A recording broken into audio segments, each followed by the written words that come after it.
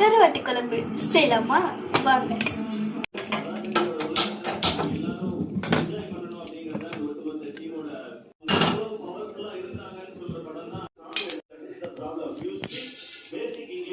கடுகு பொரிஞ்சதும் வெங்காயம் கருவேப்பிலை மிக்ஸ் பண்ணி வச்சிருக்கேன், அது போட்டுடலாம். செம்மையா பண்ணி அசத்தலாம் ஆக்கலாம்.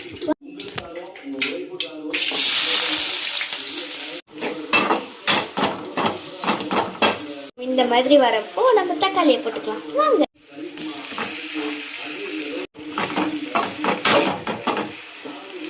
நல்லா மிக்ஸ் பண்ணலாம். இப்போ நம்ம மஞ்சள் தூள் போட்டுக்கலாம். இப்போ நம்ம உப்பு போட்டுக்கலாம்.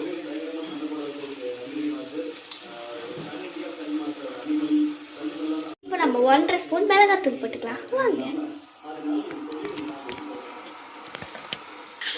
ஸ்பூன்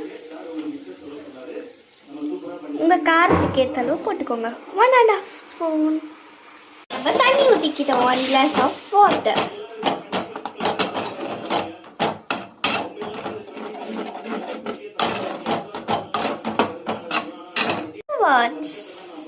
பாருங்க பாருங்க, இப்போ நம்ம குழம்பு ரெடி ஆகுது. சைட்லேயே நம்மளோட சாப்பாடு. ஸோ ஓகே காய்ஸ், இப்போ நம்ம கருவாடு போட்டுட்டோம். சாரி, வீடியோ எடுக்க மறந்துட்டேன். நல்லா கருவாடு போட்டு மிக்ஸ் மிக்ஸ் மிக்ஸ். ருசியாக இருக்கா? நம்மளோட கருவாட்டு குழம்பு ரொம்ப சூப்பராக ரெடி ஆகுது.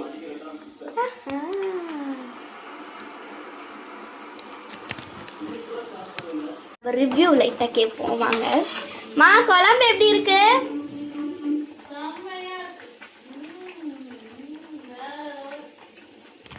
நம்ம ஃப்ரெண்ட்ஸ், நம்மளோட தொக்கு குழம்பும் சொல்லலாம், தொக்குன்னு சொல்லலாம், எல்லாமே ரெடி ஆயிடுச்சு.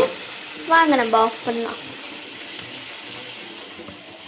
ஆக்சுவலாக எனக்கு கருவாடு பிடிக்கவே பிடிக்காது. ஆனால் எனக்கு கருவாடில் வெறும் தொக்கு சாப்பிட்டா எனக்கு ரொம்ப பிடிக்கும். அதனால இப்போ நம்ம தொக்குக்கு சைடிஷாக செய்யலாம். அப்பளம் சுடலாமா? வாங்க. எண்ணெய் ஊற்றலாம். உங்கள் ஃப்ரெண்ட்ஸ், இப்போ நம்ம அப்பளம் சுடுவோம். எண்ணெய் சூடாயிடுச்சு. உள்ளே போட்டோடனே அந்த அப்பளம் அப்படியே பொரியுது. கொஞ்சம் ரெயினும் மழையும் கோல்டும் எல்லாமே சேர்த்து இருக்கிறதுனால நம்ம ஹாட் வாட்டர் வைக்கிறோம்.